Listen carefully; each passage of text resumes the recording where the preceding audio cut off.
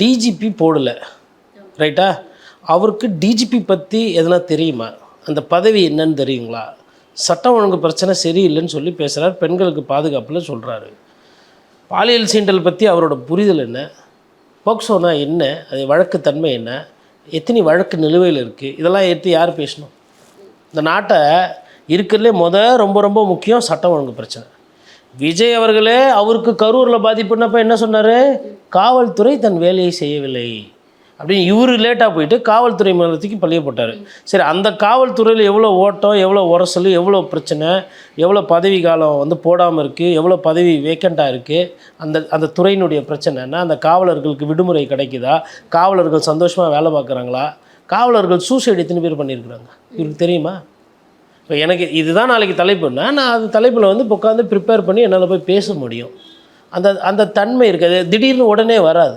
உங்களை நீங்களே அரசியல்படுத்திக்கணும், கவர்னன்ஸ் பற்றி தெரிஞ்சுருக்கணும், கவர்மெண்ட் எப்படி ஃபங்க்ஷன் ஆகுதுன்னு தெரியணும்.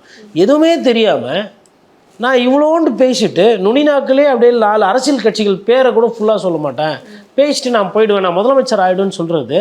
பின்ன அவர்கிட்ட நீங்கள் வேறு என்ன எதிர்பார்க்க முடியும்? நம்மளை பார்த்து பயப்படுறாங்க, நம்மளை பார்த்து அதாயிட்டாங்க, நம்மளை பார்த்து டர் ஆகிட்டாங்க, பேரை சொன்னாவே அதிருது இல்லை, இப்படி ஒரு 4 பஞ்சு டைலாக் பேசிட்டு, அது கூட சொந்த டைலாக்ல ஏதோ ஒரு படத்தில் வந்த டைலாக் பேசிட்டு அவர் பாட்டுன்னு விசில் அடிச்சுட்டு போயிடுவார். அவருடைய அண்ட புழுகு, ஆகாச புழுகு என்ன தெரியுமா? பெண்களுக்கு பாதுகாப்பு தமிழ்நாட்டில் எங்க போனாலும் கொட்டி கிடக்குதா. அப்படி அது உண்மைனா அண்ணா யூனிவர்சிட்டி அந்த பொண்ணுக்கு ஏன் சார் அப்படி ஒரு கொடுமை நடந்துச்சு? கோவை கல்லூரி பெண்ணுக்கு ஏன் சார் அப்படி ஒரு கொடுமை நடந்துச்சு? பெண் குழந்தைகள் பாதிக்கப்படுறதா கிட்டத்தட்ட 1000க்கும் மேலான போக்சோ கேசுகள் ஏன் சார் பதிவானுச்சு?